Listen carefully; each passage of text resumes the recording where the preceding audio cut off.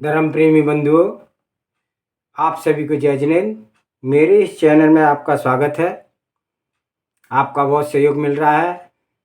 आपसे अनुरोध है, अधिक से अधिक शेयर करें, लाइक करें, सब्सक्राइब करें, ताकि जन जन तक यह जैन धर्म के सिद्धांत पहुंच सके। मेरे इस चैनल में कोटि भट्ट श्रीपाल का पुराण का स्वाध्याय चल रहा है, और इस स्वाध्याय के अंदर अभी तक हमने जो पढ़ा उसमें श्रीपाल चंपापुर नगर में पैदा हुए और उनका राज तिलक हो गया।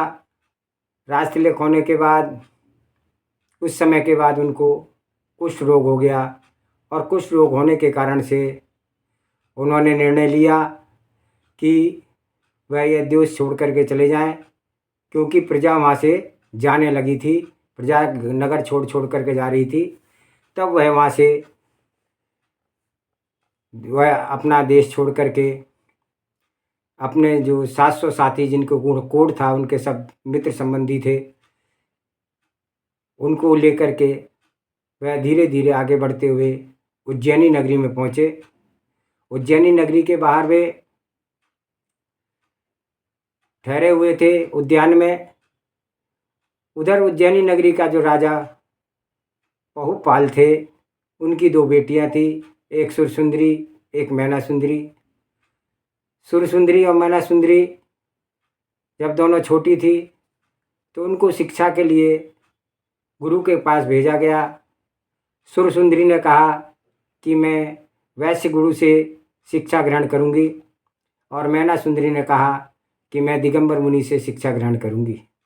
दोनों को उनके कहे अनुसार शिक्षा के लिए भेज दिया गया।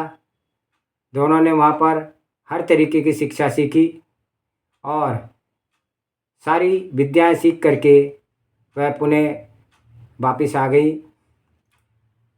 और जब राजा बहुपाल ने देखा कि बेटियां जवान हो गई हैं, तो इनका विवाह करना चाहिए, यह सोच करके उनने पहले अपनी बड़ी पुत्री से पूछा कि तुम किसके साथ विवाह करना चाहती हो। तो वह बड़े खुशी से बोली कि मैं फलाने देश के राजकुमार के साथ विवाह करना चाहती हूँ। तब राजा ने उसकी शादी वहाँ कर दी और वह वहाँ से चली गई। अब उसके पश्चात कुछ समय के बाद राजा ने मैना सुंदरी से पूछा कि तुम कैसे लड़के से विवाह करना चाहती हो, अपनी मत बताओ। मैना सुंदरी चुप रही, कुछ भी नहीं बोली, और नीचे ज़मीन को देखने लगी, अंगूठों से ज़मीन को खोदने लगी। राजा ने फिर पूछा। मैना सुंदरी ने कोई जवाब नहीं दिया। उसने फिर कहा कि देखो, तुम्हारी बहन ने अपने पसंद का लड़का ढूंढा है और मैंने उसकी शादी उसके साथ कर दी है। अब तुम बताओ कि मैं तुम्हारी शादी के लिए कैसा लड़का ढूंढूं। मैना सुंदरी फिर भी कुछ नहीं बोली। फिर उसने पुनः मैना सुंदरी से कहा। तब मैना सुंदरी ने कहा कि महाराज, पिताजी, उच्च कुल की लड़कियां कभी भी अपने वर के बारे में किसी को बताती नहीं हैं।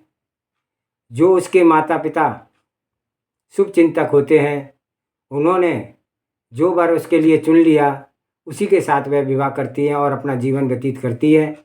चाहे वो राजा हो, चाहे वो मंत्री हो, चाहे वो अच्छे घर का हो, चाहे वो नीच कुल का हो, चाहे वो कोढ़ी हो, चाहे वो बीमार हो, चाहे कोई नीच गोत्र का हो, माता पिता जिसको कह देंगे, जिसके साथ विवाह कर देंगे, उच्च कुल की लड़कियां उनकी आज्ञा को कभी टालेंगी नहीं। और मेरा तो जो मेरे भाग्य में होगा वही मुझे वर मिलेगा। मेरे कहने से मुझे वर मिलने वाला नहीं है। पिता ने उसकी बात सुनी और कहने लगे तू तो बहुत उपदेश देने लग गई है, अब भी बता दे। उसने कहा नहीं, जो मेरे भाग्य में होगा वही वर मुझे मिल जाएगा। दोनों में बहस हो रही थी, मंत्रीगण सोच रहे थे। तब राजा ने सोचा कि ठीक है, तेरे भाग्य का ही मैं देखता हूँ तेरा भाग्य कैसा है। पिता ने कहा कि तू मेरे कुल में पैदा हुई है, मेरा दिया खाती है, मेरे सारे ऐसे ऐसे आराम भोग रही है, आभूषणों का यूज कर रही है, सब कुछ कर रही है। तो मैना सुंदरी ने कहा कि मेरे पुण्य का उदय था कि मैं आपके यहाँ पैदा हुई, नहीं तो मैं गरीब के यहाँ भी पैदा हो सकती थी, निर्धन के यहाँ भी पैदा हो सकती थी। जो मेरे भाग्य में है वही मुझे मिला है, इसमें आपका क्या है। राजा क्रोधित हो गया और उसने कहा कि इसके भाग्य का भी मैं इसको बताता हूँ, इसका भाग्य कैसा होगा। यह सोच करके उसने, बहस चल रही थी तो मंत्रियों ने कहा कि महाराज चलो, घूमने का टाइम हो गया है, घोड़ा आ गया, आप चलें, घूमने चलते हैं। अब वह वहाँ से घूमने के लिए निकले। वे एक उद्यान में पहुँचे नगर के बाहर। तब वहाँ देखा कि एक बहुत सारा जनसमूह वहाँ पर ठहरा हुआ है। उस जनसमूह से बड़ी दुर्गंध आ रही है। राजा और उसके मंत्री उधर जा कर के देखने लगे। जब उन्होंने देखा कि ये तो सारे कोढ़ी हैं, तब वे वहाँ पर श्रीपाल के पास पहुँचे और उनसे पूछा कि आप लोग कहाँ से आए हैं और कैसे हैं, क्या यहाँ क्यों रुके हुए हैं। तो श्रीपाल ने सारी बात बताई कि मुझे इस तरीके से, उसने अपना देश और राज्य कुछ नहीं बताया, कि हम लोगों को कुष्ठ हो गया है, इसलिए हम किसी नगर में रह नहीं सकते हैं, इसलिए हम बाहर से आए हैं, क्योंकि अशुभ कर्म का उदय आया था। इस अशुभ कर्म के उदय के कारण से हमारा यह हाल हुआ है। धीरे धीरे अशुभ कर्म टल जाएगा तो हम फिर यथास्थान अपने चले जाएंगे। राजा ने कहा यह भी भाग्य पे भरोसा करता है और मेरी बेटी भी भाग्य पे भरोसा करती है। उसने मन में सोचा और कहा ठीक है, मैं तुम्हारे साथ अपनी बेटी का विवाह करना चाहता हूँ। श्रीपाल ने कहा मैं तो कुष्ठ रोगी हूँ, मेरे साथ क्यों विवाह करेंगे आप। वो राजा बोला मेरी बेटी का भाग्य है, उसका विवाह आपके साथ ही होगा। श्रीपाल मान गए और राजा के मंत्रियों ने राजा को बहुत समझाया कि बेटी तो अनजान है, अभी बालिका है, उसके मन को, उसकी बात को बुरा ना माने आप, क्यों आप ऐसी जिद कर रहे हैं, लोक में आपकी हंसाई होगी। हर तरीके से उनको समझाया, लेकिन राजा ने जिद ना छोड़ी और उसके विवाह करने की श्रीपाल के साथ ठान ली और उसकी सगाई उसी दिन कर दी। पंडित को बुलाया। पंडित ने कहा कि बहुत शुभ मुहूर्त आ गया है, एक ही दिन का शुभ मुहूर्त है, ऐसा मुहूर्त 30 साल के बाद आएगा, तो आप इसका विवाह आज ही कर दें। लेकिन जो उनका राज्य का पंडित था उसने कहा महाराज मैं यह अन्याय नहीं होने दूंगा, और उसने भिक्षा नहीं ली उनसे, राजा से दिया हुआ दान नहीं लिया। बहुत राजा को समझाया और ये भी कह दिया कि देश पर कुछ ना कुछ बुरा होने वाला है। यह कह करके वह ज्योतिषी वहाँ से चला गया और राजा ने फिर भी किसी की ना मानी और विवाह करने का सब काम जो है तैयारी कर दी। अब आगे पढ़ते हैं क्या उन्होंने किस प्रकार से किया। इससे पूर्व मंगलाचरण करते हैं। ओंकारं बिंदु संयुक्तं नित्यं ध्यायन्ति योगिने कामदं मोक्षदं चैव ओंकाराय नमो नमः। अव्रियल शब्द गनौगा प्रक्षालति सकल भूतल मल कलंका मुनि विरूपार्षि तीर्था सरस्वती हर्षो नो दुर्तान अज्ञान तिमिर अंधानां ज्ञान अंजन शलाकया चक्षुषि उन्मीलितं येन तस्मै श्री गुरुवे नमः। श्री परम गुरुवे नमः। परंपराचार्य श्री गुरुवे नमः। सकल काल विध्वंसकम श्रेषां परिवर्तकम धर्म संबंधकम भवजीव मन प्रतिबोधकारकम इदम शास्त्रम श्री कोटिभट्ट श्रीपाल पुराण एतल मूल ग्रंथ कर्तारा श्री सर्वज्ञ देवा तदुत्तर ग्रंथ कर्तारा श्री गणधर देवा प्रति गणधर देवा तेषां वचन शरण महासाध्य स्वर्गीय पंडित श्री परिमल जी द्वारा विरचितम मंगलम भगवान वीरो मंगलम गौतमो मणि मंगलम कुंद कुंदाद्योति जैन धर्मोस्तु मंगलम सर्वमंगल मांगल्यम सर्व कल्याण कारकम प्रधानम सर्वधर्माणां जैनम जयतु शासनम सर्वे श्रोता सावधानतः शृण्वन्तु।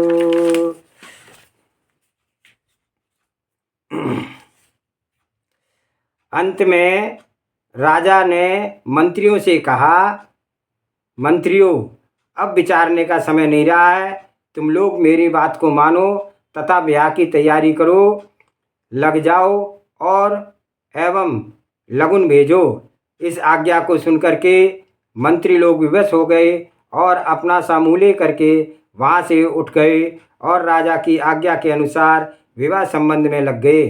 इस महोत्सव में स्वजन पुरजन परिजन एवं मंत्रीवर्ग सभी सम्मिलित हुए। मंगल गान होने लगा, बाजे बजने लगे और आनंद उल्लास से का मनोरम नृत्य हुआ। सभा स्थल स्वर्ण एवं अन्य बहुमूल्य रत्नों को सजाया गया था। मोतियों के बने हुए तोरण बंधनवार लटकाए गए थे। विवाह मंडप में हरे बांस सुंदर एवं कोमल पल्लव तथा भांति भांति के मनोरम पुष्प सुसज्जित किया गया था एवं सुहागिनी स्त्रियां मोतियों के चूर्ण के चौक पूर रही थी। वे सब तैयारियां हो रही थी, परंतु किसी के मन में विवाह प्रशंसिक उमंग या आह्लाद नहीं था। जिस प्रकार जल में रहते हुए भी कमल पत्ता जल से पृथक रहता है, उसी प्रकार से सभी विवाह समारोह में शामिल होने वाले सभी लोग ऊपरी मन से दिखावटी कर्तव्य निभाने के लिए सन्निध थे। राजा की दुर्बुद्धि पर सभी मन ही मन कुढ़ रहे थे। मैना सुंदरी को देखते ही बहुत से लोगों की आंखों में आंसू भर आए थे। विचित्र दृश्य था, कहीं हर्ष कहीं विषाद, कहीं बाजे बज रहे थे और कहीं सिर पर हाथ टेके लोग अपनी व्यवस्था एवं कन्या की दीनता पर बिलख रहे थे। यदि कोई नवांकुत वहां पहुंच जाता तो इस आश्चर्य एवं परस्पर विपरीत हर्ष विषाद के दृश्य को देख करके चकित रह जाता। वह साहस यह नहीं कह समझ पाता कि आनंदोत्सव है या शोक सभा है। इस परिस्थिति में भी विवाह कार्य के लिए राजा के यहाँ जिस प्रकार से उत्तमोत्तम तैयार हुआ करती थी, सभी पूर्ण रूप से संपन्न हुई थी। किसी बात की कमी तो नहीं थी, ठाट बाट तो सब ठीक ही था। राजा के अतुल वैभव एवं परिमित ऐश्वर्य को देख करके सभी की आंखें चकाचौंध हो जाती थी, परंतु जब मैना सुंदरी की मुखावृष्टि पर दृष्टिपात होता था, तब सहसा हृदय में एकदम ही बदल जाता था। उपस्थित सभी लोग राग रंग भूल जाते थे एवं चिंताशील दार्शनिक के समान हो जाते थे। किसी का मन एक वस्तु पर स्थिर नहीं रह पाता था। वह विवाह हर्ष एवं शोक का एक अनूठा संघर्ष था। अन्य सब लोग तो चिंतित थे, परंतु राजा पहुपाल के मस्तक पर यह विचार चक्कर काट रहा था कि किस प्रकार फेरे पूरे हो जाएं। फिर मैं विवाह में बहुत विघ्न बाधाएं को बड़ी आशंका उन्हें थी। राजा ने मंत्रियों को बुला करके कहा, विवाह का मुहूर्त हो गया है, इसलिए तुम लोग जाओ और शीघ्र ही आदर से सम्मान पूर्वक वर को लिवा लाओ। अपने जमाता को देखने के लिए मेरा चित्त बहल हो रहा है तथा अपनी शक्ति के अनुसार मैं सेवा शुश्रूषा एवं उपहार दान करके उसको प्रसन्न करने के मैं अपना सौभाग्य समझता हूँ। मंत्रीवर अपने प्रयास में विफल हो ही चुका था, अतः आज्ञा अनुसार शीघ्र ही वह लोग राजा से बिना कुछ कहे कुष्ठी रोगी श्रीपाल वास स्थान पर गए और पहुँचे और अत्यंत समारोह पूर्वक वर को लिवा लाए। जो लोग वर का स्वागत करने के लिए अगवानी में गए थे, वे वर को देखकर मन ही मन राजा को धिक्कारने लगे।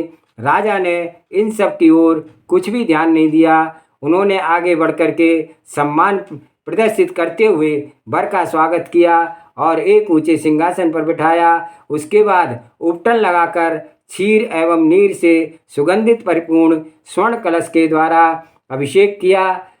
अनेक प्रकार के तैल उपटन फुलेल अगर राजा इत्र आदि से शरीर का मर्दन कराया, पर इतने भला होता क्या है, कहीं फूटे बर्तन पर भी कलाई तो हो पाती है। इन सब उपकारों से किए जाने वाले पर भी श्रीपाल के शरीर की कुष्ठ की दुर्गंध दूर नहीं हो सकी। यथाक्रम स्नान के बाद उत्तम आभूषण और मोर मुकुट, कंकण एवं बागा इत्यादि वर परिधान पहनवा करके वर को पहनाए गए। और परंतु क्या बंदर का श्रृंगार उसकी आकृति को दर्शनीय बना सकता है। एक ओर तो वस्त्राभूषण की निर्मल छटा और दूसरी ओर शरीर के अवयवों से रुधिर एवं पीप बह रही थी। अंत में उसी अवस्था में घोड़ी पर चढ़ करके रोगी श्रीपाल विवाह मंडप में पहुंच गए। और उनके मंडप में पहुंचते ही स्त्रियां गीत गाने लगी। राजा परिवार का विवाह समारोह देखने एवं अद्भुत वर की चर्चा सुनकर के बहुत भारी संख्या में लोग आए थे और वहाँ अपार समावेश हो गया था। उन दर्शकों के मुखाकृति से विविध प्रकार के भावों के सम्मिश्रण दृष्टिगोचर हो रहा था। शोक, चिंता, भय, ग्लानि, आश्चर्य, क्रोध एवं विरक्ति के चिन्ह स्पष्ट तथा उन लोगों के मुखमंडल पर अंकित थे। वहाँ पर उपस्थित सभी लोग विचार में मग्न थे। उस जन समुदाय में कुछ लोग ऐसे भी थे जो केवल कौतुक देखने के अभिप्राय से वहाँ पर आए हुए थे। उन्होंने किसी की हानि लाभ अथवा भलाई बुराई में कोई प्रयोजन नहीं था। धीरे धीरे भीड़ बढ़ती गई एवं कुछ देर के बाद इतनी अधिक भीड़ हो गई कि उसकी धूल एवं संपूर्ण आकाश मंडल में छा गई। फलतः उस आवरण से सूर्य भी छिप गया। ऐसा जान पड़ता था मानो सूर्य ने अपना मुख छिपा लिया हो। यह सब तो था, परंतु उधर श्रीपाल के आनंद का कोई सीमा नहीं थी। भला इस रुग्ण अवस्था में भी बिना परिश्रम के ही ऐसे उत्तम स्त्री रत्न को पाकर के किसे प्रसन्नता नहीं होगी। स्त्री के लिए तो संसारिक जीवन अपने तन धन एवं प्राणियों को भी बाजी लगा देने की नहीं सकते हैं, पर श्रीपाल तो बिना प्रयास के ही परम सुंदरी स्त्री को प्राप्त होने पर प्रसन्नता क्यों नहीं होगी। ऐसा हर्ष तो नितांत स्वाभाविक है। निदान शुभ मुहूर्त आने पर भ्रष्टाचार्य ने यथाविधि पंच परमेष्टि अग्नि एवं पंचों के आदि के साक्षी में मैना सुंदरी एवं श्रीपाल का पानी ग्रहण करा दिया। विवाह हो चुकने के बाद मैना सुंदरी को राजा के आज्ञा अनुसार श्रीपाल के आश्रम में पहुंचाया गया। जो लोग उसे पहुंचाने गए थे उनके मुखमंडल पर शोक, ग्लानि, भय एवं लज्जा के भाव स्पष्ट झलक रहे थे। साधारणतः सभी लोग कन्या को विदा करने के समय दुखित हो ही जाते हैं, परंतु श्रीपाल जैसे एकदम अयोग्य पति के साथ विवाह के उसके भविष्य को नितांत दुख एवं अंधकार में बनाने की प्रक्रिया भाग लेने कितना परितापपूर्ण रहा होगा। सभी की आंखें भर आई थी। टपाटप आंसू बूंदें गिर रही थी, मानो वर्षा काल में मेघ बरस रहे हों। ऐसी परिस्थिति से ही स्वयं राजा बहुपाल भी अत्यंत खिन्न एवं लज्जित थे, परंतु अब क्या किया जा सकता था। कर्म रेखा भला किसी को मिट सकती है। सबके मुख पर केवल हाय हाय के आर्तनाद के अतिरिक्त अन्य किसी प्रकार की कोई शब्द नहीं सुनाई पड़ता था। मैना सुंदरी की माता एवं उसकी बड़ी बहन उसके गले से लिपट करके विलाप करने लगी। हाँ पुत्री, तूने पूर्व जन्म में ना जाने कौन सा पाप कर्म किए थे जिससे कि फलस्वरूप तुझे आज यह अथाह दुख अपार समुद्र में डूबने के लिए बाध्य होना पड़ रहा है। तू अपनी आयु किस प्रकार पूर्ण कर सकेगी। तूने हठ क्यों किया कि इच्छा अनुसार वर की याचना क्यों नहीं की। कहाँ तू अत्यंत कोमलांगी तथा कहाँ तुझे कोड़ी पति मिला। कर्म अत्यंत क्रूर है, उसे तनिक भी दया नहीं आई। भला अबलाओं पर भी कोई इस प्रकार का अन्याय करता है। यह अन्याय ही नहीं वरन घोर अत्याचार है। फिर राजा को संबोधित करके रानी ने कहा, स्वामी, आप तो दया के सागर हैं एवं प्रजा का पालन पुत्र की तरह करते हैं, परंतु दया एवं क्षमा आदि उत्तम गुणों ने पुत्री के विवाह के समय आपके साथ क्यों छोड़ दिया? आपने ऐसा अनुचित कार्य हठात क्यों किया? रानी के इस करुण क्रंदन को सुनकर के वज्र हृदय पत्थर भी पिघल जाता, फिर मनुष्य आदि का तो कहना ही क्या है। निदान राजा वसुपाल की आंखों से आंसू भर गए और वे अत्यंत करुण स्वर में रुदन करने लगे। हा कुमति, तुम्हें अन्य कोई दूसरा स्थान नहीं मिला था जो हठात मेरे हृदय में ही आकर बसी? इस सरल हृदय एवं कोमलांगी कन्या को कलविलित कर मैंने क्या अब तुम्हारी उदर पूर्ति हो गई? मुझ पर इस कुमति का ऐसा भयंकर प्रभाव पड़ गया था कि मैंने अपने हितकांक्षी मंत्रियों का कोई भी परामर्श नहीं सुना, उल्टे कई बार उन लोगों को तो तिरस्कृत भी कर दिया। पुरोहित के समझाने पर भी मैंने कोई ध्यान नहीं दिया। यह सब कुमति का ही तो अनिष्टकारी प्रभाव था।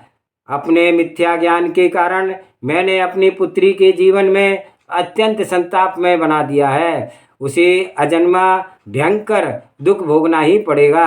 हाय, अब मैं क्या करूं? तुम्हारे सत्य कथन का रहस्य मेरी समझ में अब आया है। अवश्य ही तुम्हारे पूर्व जन्म के कर्मों का उदय तथा और उसके निमित्त कारण में बन गया। हे पुत्री, तू अपने इस पाषाण हृदय पिता को उदार पूर्वक क्षमा नहीं कर सकती। इस कारुण्य हृदय को भी देखता था या इस वार्ता को सुनता था, वहीं रो पड़ता था, चाहे उसका हृदय वज्र के समान कठोरी क्यों न हो। इस तरह तो यह करुण दृश्य था। और उधर उस कोमलांगनी बालिका मैना सुंदरी के मुखमंडल पर अपूर्व तेज एवं अपार आनंद की स्पष्ट दिखाई रेखा झलक रही थी। वह शीलवान थी, इसलिए ऐसा भयंकर अनर्थ होने पर भी उसके चरित्र पर किसी भी प्रकार की शिथिलता नहीं आई। प्रत्युत्तर उसका हृदय एक प्रकार का दृढ़ निश्चय एवं नवीन आनंदोल्लास से भर गया था। और इन दर्शकों की विविध चेष्टाओं को देख करके वह सुंदरी क्षोभ प्रदर्शित करती हुई सोच रही थी कि इस विवाह से शुभ अवसर पर हर्षोल्लास के साथ विपरीत भाव क्यों प्रकट किए जा रहे हैं। शीघ्रतापूर्वक मुझे यहाँ से मेरे पति के साथ भेज क्यों नहीं देते हैं? व्यर्थ ही देरी कर रहे हो कि स्वामी की सेवा करने से मूल्यवान समय इस प्रकार नष्ट करने से इन लोगों का क्या लाभ होगा? मेरी एवं मेरे भाग्य की निंदा तो सब लोग भरसक कर ही रहे हैं, परंतु मेरे पति को कोड़ी इत्यादि निंदनीय वचनों से क्यों तिरस्कृत कर रहे हैं? पति की निंदा सुनकर भी क्या मुझे मौन ही रहना चाहिए? वातावरण सहर्ष हो जाने पर अंत में मैना सुंदरी ने गंभीर स्वर से बोलना आरंभ किया। हे मेरे माता पिता, बंधु एवं अनन्य गुरुजनों, मुझे इस बात का पूर्ण विश्वास है कि आप लोग मेरे हितचिंतक ही हैं एवं आज तक आप लोगों ने जो कुछ किया मेरे कल्याण के लिए ही किया है, परंतु इस समय की बात को सुनकर तो मेरे हृदय में शूल चुभ जाने के लिए भी कहाँ अधिक क्लेश हो रहा है कि मैं अपने पति के विषय में जब अधिक कुत्सित वचनों को सुनकर नितांत असमर्थ हूँ। आप लोगों को यह जान लेना चाहिए कि स्त्री का सर्वस्व उसका पति ही है और उसके संबंध में ऐसे अपशब्दों का कोई भी पति व्रता स्त्री नहीं सुनना चाहेगी। उसका कुल, शील एवं सतीत्व एकमात्र पति पर ही निर्भर है। कर्मानुसार जिस प्रकार का भी पति प्राप्त हो जाता है, कुलीन कन्याएं उसी को प्रिय एवं पूज्य समझती हैं। उसके लिए पति के अतिरिक्त संसार के अन्य सभी पुरुष माता पिता भ्राता एवं पुत्र के समान होते हैं। आप लोग मेरे पतिदेव को महाकुरूप एवं रोगग्रस्त देख रहे हैं, यह गूढ़ संसारिक रहस्य है, परंतु मेरी दृष्टि में वे मेरे पति श्रीपाल कामदेव के समान सुंदर हैं। आप लोगों के इन पश्चातापों का मेरी समझ में किंचित मात्र भी मूल्य नहीं है। मुझे पूर्ण रूपेण संतोष है कि मैंने इस सर्वगुण संपन्न रूपवान एवं पराक्रमी वर को प्राप्त करने का अत्याशित सौभाग्य प्राप्त कर लिया है। यदि शुभोदय होगा, जैसा कि मेरा आत्मविश्वास है कि थोड़े ही दिनों के बाद यह मेरे पति देव एकदम निरोगी हो जाएंगे, इसलिए आप लोग से मेरा निवेदन है कि आप लोग शांत हो जाएं और मेरे संबंध में किसी प्रकार की व्यर्थ चिंता ना करें। संसार के सभी जीव कर्म के अधीन हैं। दुख के बाद सुख एवं सुख के बाद दुख होता ही है। यही संसार चक्र है। इस कर्म का उदय होता है, उसकी निर्जरा भी अवश्य होती है।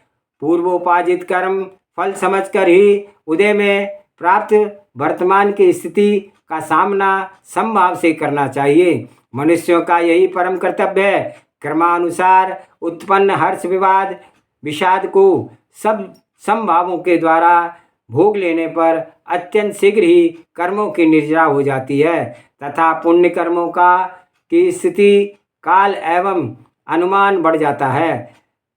यदि हर्ष विषाद युक्त होकर के उदय प्राप्त हो कर्मों का भोग किया जाता है तो कर्मों का फल न्यून नहीं होता, प्रत्युत्तर वह दुखप्रद मालूम होने लगता है तथा तीव्र कषायों के द्वारा पुनः कर्म फल भोगने के समय तो पराधीन रहता है, परंतु कर्म करने के समय स्वतंत्र रहता है। इसलिए जबकि जीव कर्म करने में प्रवृत्त रहता है, तब उसको अत्यंत सावधान रहना चाहिए, जिससे कि अशुभ कर्म का बंध ना हो सके।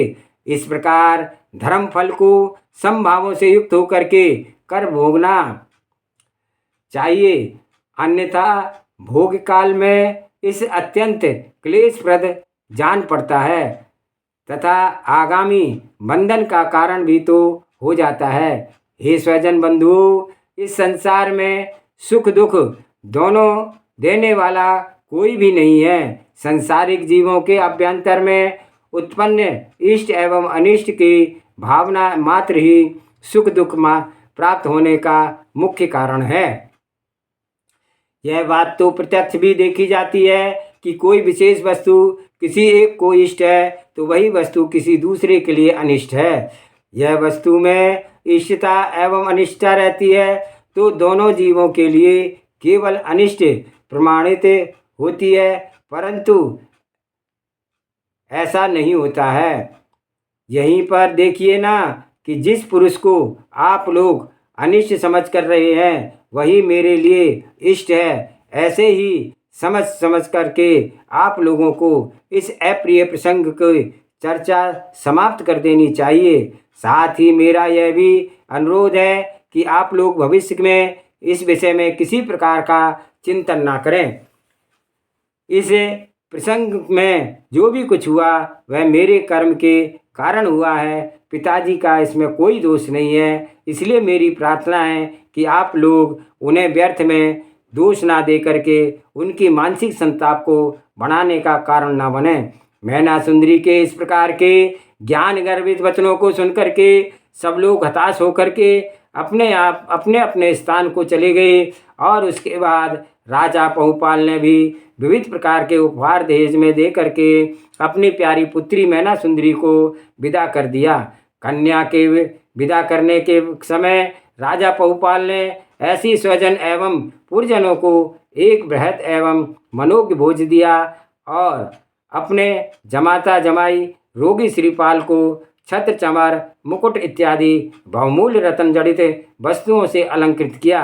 उन्हें 5 प्रकार के उत्तम वस्त्र दिए। अपनी पुत्री को भी बहुमूल्य वस्त्राभूषण दिए और साथ में उसकी सेवा करने के लिए 1000 दासियों को भी तथा 6 हाथी घोड़े रथ प्यादे पालकी गाय भैंस ग्राम एवं पुरपत्तन इत्यादि प्रदान किए। विदा होते हुए मैना सुंदरी ने उन्होंने क्षमा मांगी एवं पश्चाताप का भी प्रकट किया। मैना सुंदरी के चले जाने के बाद भी कुछ दिनों तक नगर में बराबर इसी बात की चर्चा होती रही। समय के साथ साथ घटना पर पर्दा पड़ता गया और क्रमशः इस बात को नगर के सभी लोग भूल गए। आज का स्वाध्याय यहीं समाप्त करते हैं। जावाणी के ज्ञान से सूझे लोकालोक, सो वाणी मस्तक नमो सदा देत हूँ धोख। हे जिनवाणी भारती तोय जपो निर्लैन, जो तेरी शरण आ गए सो पावे सुख चैन। देव भजो अरिहंत को गुरु सेवा निर्गन, दया धर्म पालो सदा यही मोक्ष का पंथ। 9 बार नमोकार मंत्र।